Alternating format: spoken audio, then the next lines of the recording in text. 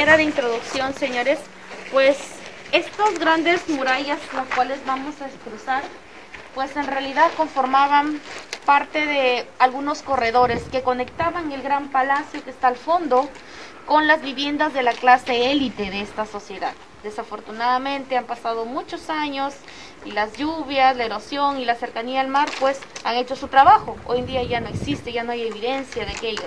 No hay evidencia de las viviendas del pueblo ni de la clase media. ¿Qué es lo que queda? Pues las mega construcciones, pero de la clase élite, únicamente de esta sociedad. Bien, se abre Palacio Nicán al turismo por el excelente estado de conservación en el cual se le encontró. Antiguamente se le conocía con el nombre de Palacio Shudi, de acuerdo al descubridor, al arqueólogo que estudió este palacio. Bien, hoy en día se le ha cambiado el nombre al dialecto hablado por los chimús, que fue el Quiñán o Chimú, y se le conoce hoy en día con el nombre de Nik-An o Nicán, todo junto. Bien, que significaría casa del centro, porque fue construido en la parte central de toda esta gran ciudad. Los muros en Chanchán pues fueron muy elevados. Los muros de corredores, algunos llegaron a medir un promedio de 6 metros de alto, mientras que los muros de la élite pues llegaron a medir más o menos de 10 a 12 metros de alto. Todos ellos contaban con una sola entrada, una entrada que fue utilizada para el control. Personas, visitantes, incluso animales que ingresaban y salían de los grandes palacios eran controlados por los guerreros chimús, por los guardianes chimús dentro de ese lugar. ¿Bien? La cultura chimú, señores, también se desarrolló en la costa norte del Perú. Por el norte, sí, se ubican de este lado, llegó más o menos hasta el valle de Tumbes, y por el sur, más o menos llegó hasta Caraballo en Lima, ¿sí? Más o menos hasta la altura del río Chillón, para que tengan una idea. Extensión aproximada, un promedio de 1000 kilómetros cuadrados. Desarrollado exclusivamente en la costa. Capital, Chanchán. Esa fue la urbe más importante de esta sociedad. Un promedio de 90.000 a 100.000 habitantes, de acuerdo a los estudios arqueológicos, vivieron aquí, en Chanchán. Lo único que nos queda, señores, fueron los palacios, la evidencia donde vivieron pues estos grandes señores. Los señores chimúes, sus nombres que a ellos se les conocían en su dialecto, pues era el gran rey Chimor o Chimo Capa, ¿no? Chimo traducido quería decir luna, ¿no? Y Capa, señores, los señores de la luna. Adoraban fuertemente a la luna, señores, los chimús. Era su divinidad más importante. ¿Por qué? Porque a la luna, señores, la veían en el día y en la noche. En la noche, especialmente en luna llena, reflejada en grandes huachaques o pozos de agua, en donde se le adoraba fuertemente y donde se le rendía el culto a la fertilidad. Evidencia de esos huachaques, uno de ellos está dentro del palacio, ya que su función era netamente religiosa en honor a la luna, ¿no? Pero alrededor de Chanchán, señores, se han podido contabilizar un promedio de 140 huachaques, que fueron utilizados pues con muchos fines: alimentación de animales, ¿no? Para la cocina, para muchos fines. Entonces, uno de ellos nada más está dentro de este lugar, un enorme huachaque que debido al pasar de los años pues el agua se ha ido secando poco a poco. Pero podemos tener una idea de cuán grande fue y más o menos hasta dónde habría llegado quizás los niveles de agua dentro de este lugar. ¿Era filtración? Bien, exacto, producto de la filtración del subsuelo, ya que toda esta área era irrigada por canales. Ya hoy en día no hay tanta presencia o tanto caudal de agua. ¿Por qué? Porque tenemos un proyecto especial de irrigación que se llama Chavimochic. Entonces esa agua ya no está pues siendo libremente dejada en el océano, sino que se está recolectando en partes muy elevadas para irrigar el desierto y para poder cultivar productos de exportación, como los espárragos, las alcachofas, pimientos piquillos y todos esos productos. Bien. Las construcciones chimús, señores, porque básicamente lo que vamos a conocer en este momento es arquitectura, se caracterizaron por ser muros de forma trapezoidal, muy anchos en la base y muy angostitos en la parte superior. Y todos ellos contaban con una sola entrada.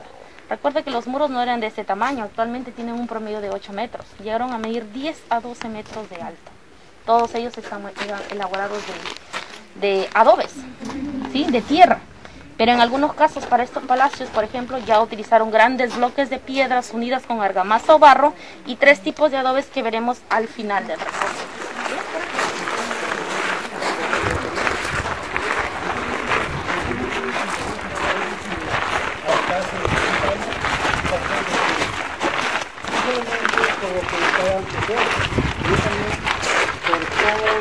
instalación de castillo. Se usan para talar madera. El Palacio Inmitán, señores, era en realidad la vivienda de este gran señor, el gran rey Chimoro Chimalcapa. Bueno, este palacio pues tenía muchas habitaciones. Bien, sin embargo, el primer ambiente que vamos a recorrer, señores, era muy parecido a lo que es hoy en día una sala de estar, pero a gran escala. Ajá. Tenía muchos corredores, como les venía indicando.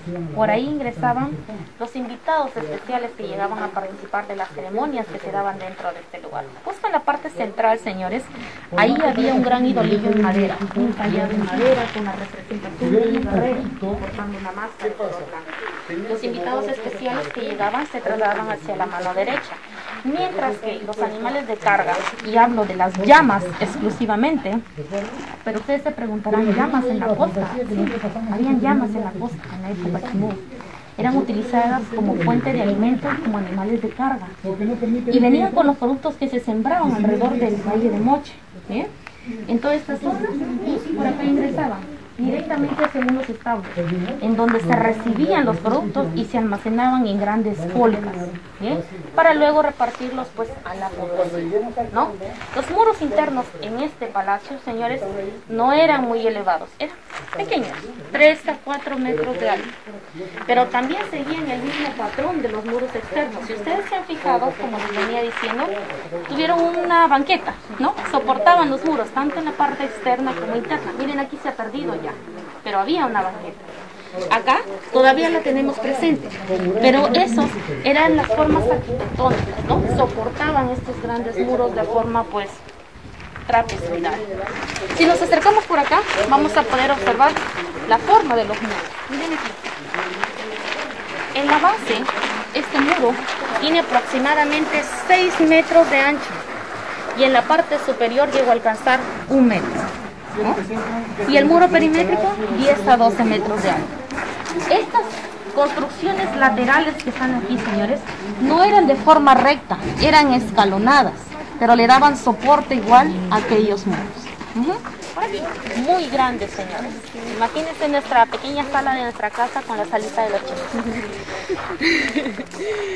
Bien, señores. Exacto, ¿sí? Exacto, sí, para eso era. Aquí, señores, en esta primera gran plaza se realizaban muchas ceremonias con carácter público. Llegaban aquí, pues ingresaban el pueblo para participar de estas ceremonias, ¿no?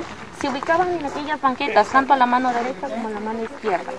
La élite de esta sociedad, señores, se colocaba ahí al fondo. No sé si observan la rampa y la parte de la banqueta que cruza ese espacio. Allá en la rampa y en esta plataforma que estamos viendo, eran los únicos ambientes, señores, que tenían techo o estaban cubiertos. Ahí se colocaba el gran señor con su esposa y su hijo, que al final se convertiría en el nuevo gobernante Chimú, ya que en realidad, señores, esto era un gobierno hereditario, de padre a hijo y así sucesivamente. ¿Bien? Se colocaban al fondo. Al morir el gran rey Chimor o Chimocapa, como era llamado así también, señores, todo el palacio sufría un cambio. Se transformaba en una especie de gran mausoleo o cementerio, en el cual cada cierto tiempo la momia del gobernante Chimú era sacada de su recinto funerario y colocada justo aquí, en la plataforma central. Alrededor de ella, para rendirle un culto, se colocaban músicos, danzarines, oficiantes, todos ellos para recordar lo que habría hecho este personaje en vida, ¿no? Cuando los músicos tocaban, señores, en este lugar, pues se producía un gran eco. Si ustedes escuchan, por favor.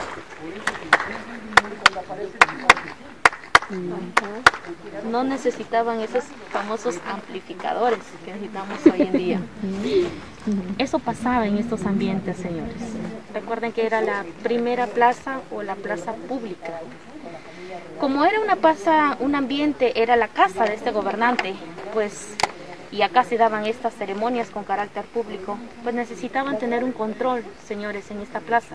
Hay 4 entradas, si ustedes se dan cuenta, a la mano derecha, izquierda, al fondo y al frente. Bien, cada una de estas entradas, señores, tenía protección, había un guardián a cargo, ¿no? Entonces, cuando se acababan las reuniones aquí, el pueblo salía por donde entró, mientras que los invitados de la élite de esta sociedad ingresaban a un segundo ambiente. Bien, a un segundo ambiente un poco más privado. Pero ¿cómo reconocían a la clase élite? Por las vestimentas, señores. Eso no ha cambiado mucho hasta el día de hoy. Entonces ya sabían, ¿no? Quizás por los aretes, por los grandes tocados, tocas, narigueras, orejeras de diferentes metales, reconocían a las personas de la clase élite, ¿no? Incluso las sandalias que tenían. Entonces, cuando estaba vivo y si se ofrecían cultos aquí, grandes fiestas se daban acá. Algunos cronistas indican hasta grandes borracheras con chicha de jora, ¿no? Pero cuando fallecía era únicamente de culto para el gobernante que vivió en este palacio. Al fallecer el gobernante Chimú, su hijo se convertiría en el nuevo gobernante, pero él no podía utilizar este palacio, estaba prohibido de hacerlo. Tenía que construir su nuevo palacio para indicarle el poder que recaía en sus manos, ¿no? Para mostrarle ese poder al pueblo Chimú. Las decoraciones que estamos viendo, señores, en esta primera gran plaza, en la primera hilera, vemos representaciones de ardillas. Aquellas ardillas están asociadas a la tierra, líneas horizontales, el mar, y una tercera franja lisa sin decoraciones, el cielo y el aire. 3 elementos estuvieron presentes en las decoraciones chinas. ¿Bien? No todo tenía techo, recuerden, solamente este espacio al fondo eran los únicos que estaban techados, el resto estaban al aire libre. No se sorprendan si se acercan a las ardillas y notan que algunas tienen 3 colas y otras 4 colas. Una es el macho y la otra es la hembra. La dualidad, el balance, el equilibrio siempre han estado presentes en las decoraciones chinas. ¿Bien? ¿Ya? Bien, señores, hemos dejado el primer ambiente de este recinto. Nos encontramos en estos instantes en el corredor de peceseado, denominado así, señores, por las decoraciones que estamos observando justo en estos instantes. Miren en la parte baja, estamos viendo representaciones de aves, de pelícanos, también estaban asociados a la tierra. Líneas horizontales, el mar, y nuevamente una tercera franja lisa sin decoraciones, el cielo, el aire. ¿Qué es lo que podemos observar ahora en el mar? Miren, podemos observar las mareas, tanto altas como bajas. Si observamos detenidamente de este lado, los peces parecen venir de norte a sur. Según los arqueólogos, estaría asociado pues a una de las mareas importantes que tenemos en el mar peruano, que nace en el Golfo de Guayaquil, que baja con aguas calientes, la corriente del Niño, mientras que de este lado los peces fluyen en dirección contraria, bien de sur a norte. Aquella sería la representación de la corriente peruana o de Humboldt, que trae aguas frías y que baña las costas del Perú. Cuando estas dos corrientes se unen, señores, cuando la corriente del Niño que baja empuja a las aguas frías de la corriente peruana o de Humboldt, se produce el fenómeno del Niño y la característica de ello, fuertes lluvias en toda la franja costera. El último fenómeno del Niño se registró en el año 2017, ¿no? Anterior a este, señores, fue en el año del 98. Casi 20 años en los cuales se dio nuevamente el fenómeno del Niño. Es un rango, es un promedio. Nosotros siempre vamos a tener fenómeno del Niño, cada 15 a 20 años. Entonces es normal que la gente Chimú también las hayan vivido y que quizás las plasmaron en sus decoraciones como nosotros estamos observando. Bien, este corredor, señores, era utilizado como un lugar de tránsito que conectaba la primera gran plaza con la zona administrativa de este lugar, ¿no? Los muros internos, recuerden, 3 a 4 metros, e incluso tenían color. Bien, en algunos rastros, en algunos puntos, incluso vamos a ver pintura en color negro, ya que pintaron sus paredes con blanco, negro y amarillo en la cultura chimú. Por aquí, a la mano derecha, figuras romboidales, las redes de pescar.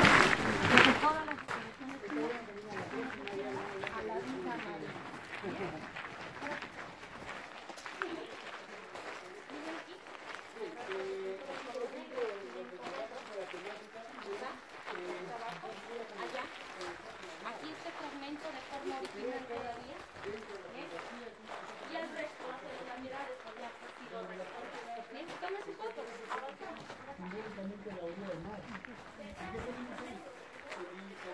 Estos instantes, señores, en la sala del altarcillo, denominada así por esta estructura central.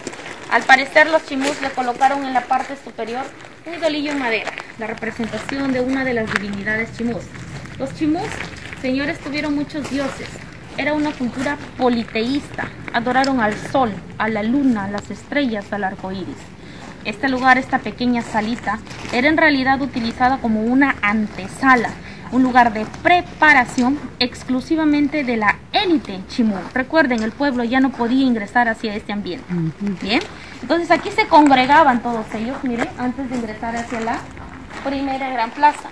Y por aquí, por esta otra entrada, se dirigían hacia la zona administrativa dentro de este palacio, ya que allá se han encontrado muchos ambientes que nosotros llamamos audiencias o templetes, para tratar asuntos relacionados con la economía, la agricultura, el comercio, la pesca y la religión. Eran tratados en estos espacios.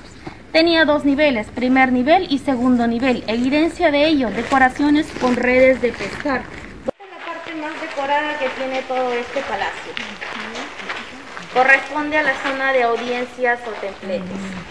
En las audiencias o en los templetes se trataron exclusivamente asuntos relacionados con la economía de esta cultura. Son un total de 13 audiencias o 13 templetes encontrados en este espacio.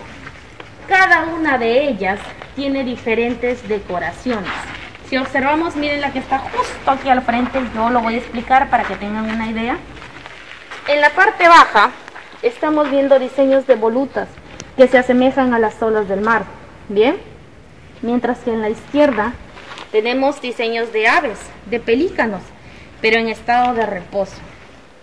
Cada una de ellas contaba con una construcción a manera de U echada, mírenlas allá a la mano derecha. Aquella tiene una especie de asientos, no sé si se pueden observar. ¿Sí? Bien.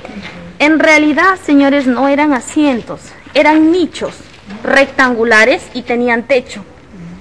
Y dentro de cada uno de ellos colocaron pequeños tallados en madera, alusivos pues a las divinidades chimúes. Y al frente otra construcción que aquella pues ya la utilizaron como una especie de sala de estar, donde se sentaba un representante encargado de esta audiencia para tratar aquellos asuntos económicos. Las paredes pues medían 3 a 4 metros de alto y como no estaban techadas, solamente el adoratorio y la sala de estar tenían techo, pues ellos definitivamente necesitaban conductos de ventilación, ya que estamos muy cerca al mar y en épocas de verano pues hace demasiado sol, demasiado calor. Miren las redes de pescar, tenían grandes forados, sí, tenían grandes forados, ¿no? E incluso para mantenerlos frescos, señores, los pintaron de color blanco, ya que el color blanco cumplía con la función de no concentrar el calor en cada uno de esos muros. ¿Bien?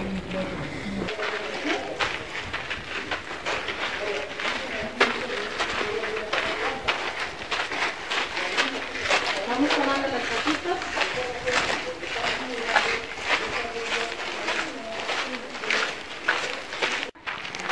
Estamos observando, señores, en la parte baja, nuevamente diseños de aves. También son pelícanos, pero aquellos pelícanos tienen una técnica conocida como estilización o confección textil, a manera de cuadrados en los diseños del pelícano. Miren ahí en la entrada y ahí al fondo, acérquense por acá. Los pelícanos. Pero ahora observen las alas y la cola. Las tienen levantadas, como si se prepararan para volar. Ya no están en descanso, como las que hemos visto allá, ¿no? Al fondo. Abajo, la representación o la chacana. No solamente es originaria, señores, de la sierra del Perú.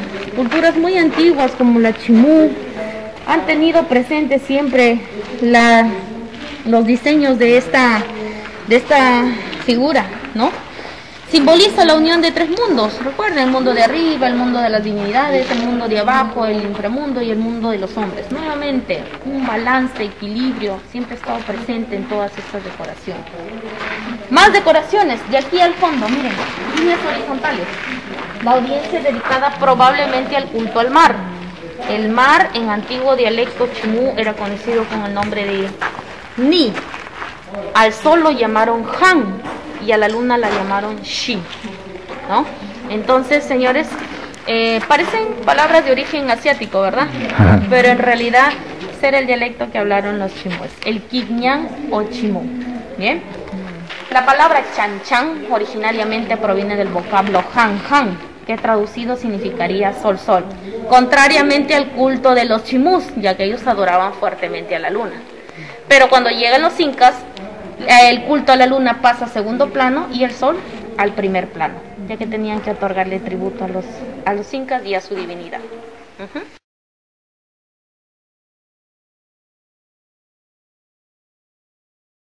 Huachaque, palabra de origen quechua que significa pozo hundido. Bien. Este lugar, señores, era un gran pozo de agua, en donde los chimús pues celebraban el culto a la luna, que era su divinidad más importante. Los sacerdotes iniciaban la ceremonia y al fondo, no sé si se ve esa plataforma, ¿sí? Iniciaban la ceremonia esparciendo polvo de conchas espóndilus.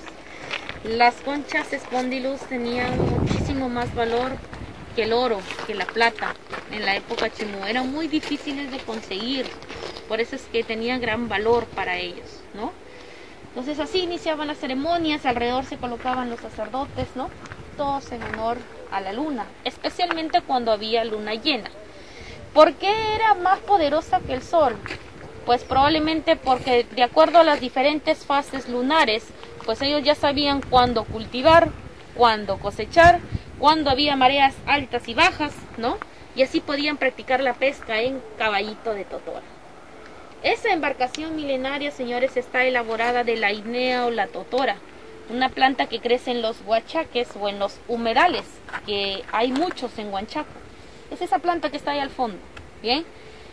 Los pescadores en Huanchaco la dejan crecer por un año, luego la cortan muy cerca a la base, le dejan como 10 centímetros, luego la ponen a secar bajo el sol y una vez que está completamente seco recién empiezan a armar el caballito. Los caballitos antiguos que van a ver a la orilla del mar, señores, llegaron a medir un promedio de 5 metros de alto. Bien. Y hay familias de pescadores ancestrales, de apellidos como Piminchumo y Guamanchumo, que siguen practicando la pesca artesanal en caballito de totora. Van a ver, ese caballito tiene un forado, se le denomina caja, y ellos le permite soportar una carga aproximada entre 5 a 8 kilos de pescado, más o menos. Pero si tienen redes, pues mucho más. ¿Bien? El agua se ha ido disminuyendo con el pasar de los años. Es por ello que ya no hay evidencia de agua, pero quizás en la parte interna, por eso es que se mantiene verde este lugar. Recuerden que es agua producto de la filtración del subsuelo. En la época chimú probablemente ha llegado hasta la franja donde están las piedras, ya que pues ellos mismos colocaron esta piedra para protegerlo de la humedad, ya que recuerden, todo pues estaba hecho de barro y adobe. Su función, si el huachaque estaba dentro del palacio, función netamente ceremonial religioso, y si estaba afuera, ya era con fines domésticos, bien, utilizados por la población. Que cuando llegaron los incas, estamos hablando alrededor del año de 1460, ellos les cierran los canales a los chimús que desplazaban el agua que ellos consumían. Entonces se vieron en la necesidad pues de utilizar el agua de los huachaques. Para purificar un poco el agua, señores, ya que no habían filtros en esa época, sembraron también la totora. La totora cumplía con la función de retirar las sales minerales y así podía beber el agua. Súper inteligente los chimús. Cuando los incas llegan, les tapan los canales y básicamente pues lo matan de hambre y de sed a los chimús. Pero 10 años, señores, combatieron incas con chimúes hasta que finalmente fueron conquistados, ¿no? Dándose acuerdos importantes entre la sociedad chimú y la sociedad inca. Uno de esos acuerdos más importantes fue respetarle la vida a la población, cambiando exclusivamente la ideología. Los chimús que adoraban fuertemente a la luna empezaron a adorar al sol. Otro de esos acuerdos importantes fue respetar las formas arquitectónicas. Bien, es por ello que no existe ninguna construcción tipo inca en la costa norte del Perú después de aquella conquista, no al menos desde sus bases. Hay reconstrucciones incas más al norte, hablo de cultura lambayeque, pero eso ya en sus últimas etapas. Bien, entonces eso se respetó, esto era una gran sociedad, estamos hablando de una sociedad que se desarrolló por el norte hasta Tumbes y por el sur hasta Caraballo en Lima, ¿no? Entonces los incas definitivamente tuvieron una conquista pacífica, pero cuando no podían conquistar de esa manera, definitivamente entraban a la guerra, ¿no? Y así iban conquistando grandes sociedades. Definitivamente la cultura inca es lo que más sobresale mundialmente del Perú, ¿no? Ya que gracias a los incas pudimos tener una sociedad que se llamó Tahuantinsuyo, ¿no? La unión de estos 4 suyos, y dentro de uno de estos 4 suyos estaban pues raíces chimús, y antes de los chimús raíces mochicas en esta zona. ¿Sí? Por aquí.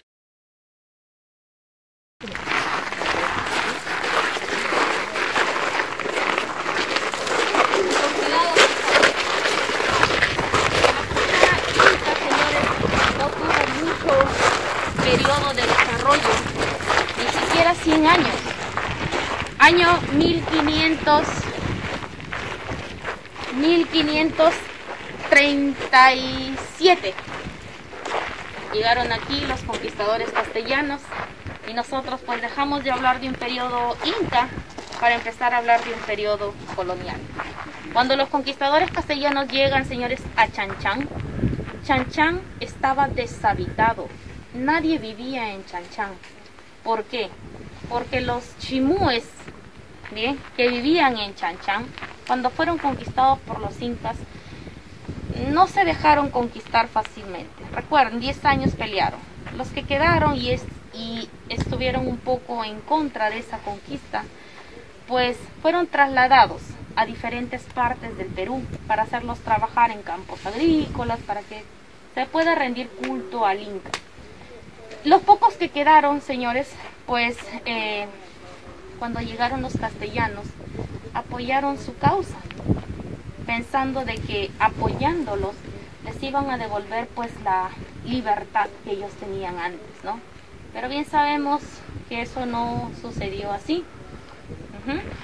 Y esa fue la manera en que nosotros hemos escrito nuestra historia con el pasar de los años.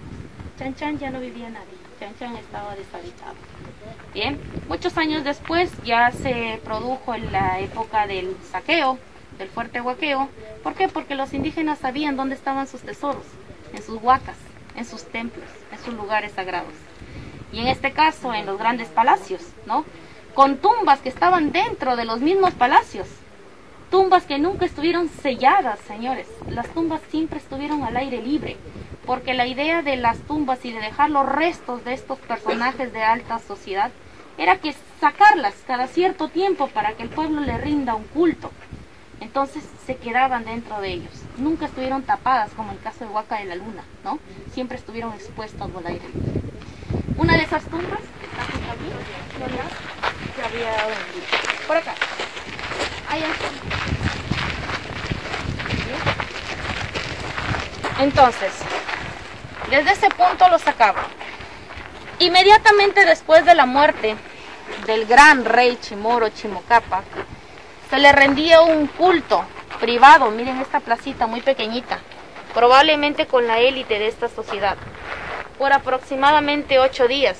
¿Cómo se le conoce hoy en día? El velorio, ¿verdad? El duelo o el velorio se daba aquí por 8 días. Después de 8 días era sacado hasta la primera plaza. ¿Desde dónde era sacado? ¿Ven esa parte que está techada ahí al fondo? Ahí estaba la tumba principal. Era más o menos así, miren. La parte que está techada corresponde a la tumba de este personaje. Esto es lo que está techado. Hubo un gran forado y acá una cámara interna. El gran rey Chimoro Chimocapa, de acuerdo a las evidencias, lo que se ha podido rescatar de pobladores muy mayores, de acuerdo a sus versiones, era que el Chimocapa o esta momia, y de acuerdo a algunos tallados que se han encontrado de estas representaciones, era colocado de forma, ¿cómo se llama esto? Con las piernas flexionadas, en posición de loto, ¿sí? En posición de loto, así. Bien, sentado, y llevaba en el rostro una máscara funeraria que indicaba su rango, su jerarquía y poder. Al fallecer este personaje, él obviamente se trasladaba a la siguiente vida, porque creían en la vida después de la muerte. No podía ir tan solo con eso. Era enterrado con todos sus bienes materiales: tocas, narigueras, orejeras, pectorales, brazaletes y sandalias en toda la variedad de metales que ellos tenían, vestimentas en algodón, ceramios, jarras, contenedores que probablemente tenían chicha de jora y granos de maíz, bien, para la siguiente vida. Pero tampoco iba a la siguiente vida solo, iba acompañado de su séquito o de su grupo de sirvientes. Es por ello que alrededor de la tumba principal, a la mano derecha e izquierda, señores, se encontraron un total de 44 tumbas secundarias. Hay 20 a la mano derecha, 20 a la mano izquierda y 4 en el lateral que está techado allá. Acá se han encontrado oficiantes, sacerdotes, pero acá en los laterales se han encontrado un total de 11 restos de esqueletos y todas ellas eran mujeres. Las mujeres más cercanas a este personaje, y algunos dicen sus concubinas, las más queridas. Bien, el único que no lo acompañaba a la siguiente vida era su hijo, porque él se convertiría en el nuevo gobernante Chimú. Bien, recuerden que no podía vivir en este palacio, que tenía que construir su nuevo palacio para indicarle el poder que ya recaía en sus manos. Afortunadamente la ideología ha cambiado, ¿verdad? Hoy en día ya cada uno se va a la siguiente vida solo, allá nos encontraremos. Entonces, pero antes no era así, ¿no? En la época de Chimú necesariamente tenía que ir acompañado de su esposa o su concubina. Se los mataron. Para estos muros ya en Chan-Chan se utilizaron grandes bloques de piedras unidas con argamasa o barro y 3 tipos de adobes. Miren las separaciones, dorados, ¿recuerdan la boca de la luna? Técnicas antisísmicas en cada uno de estos muros. De ahí a que los Chimú, señores, sean considerados como los mejores arquitectos del Perú antiguo. Muestra de ello, Chan-Chan y su palacio Nicán, que a pesar de los fuertes movimientos, estas paredes pues sí han preservado con el pasar de los años. Estas mismas técnicas trataron de replicar los incas, pero bueno, sus construcciones eran más sólidas, hechas de piedras, ¿no? Pero esto es lo que le ha permitido a los chimúes, ¿no? Ganarse un espacio, ¿no? En nuestra historia.